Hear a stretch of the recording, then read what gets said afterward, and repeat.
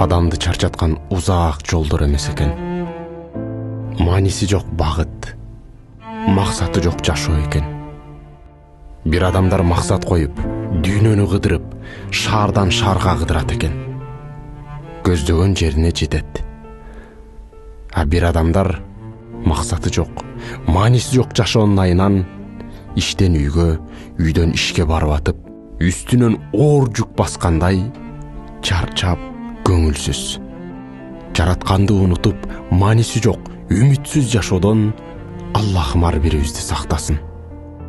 Ар бир үйдө Куран окулуп, Курандын нуру менен эки дүйнө бактылуу жашоого насип кылсын.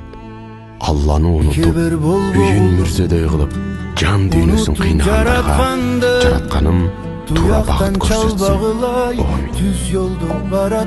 Убакыттын ээсине убактым жок дебе. Бүгүн бар эртең жок. Ушундай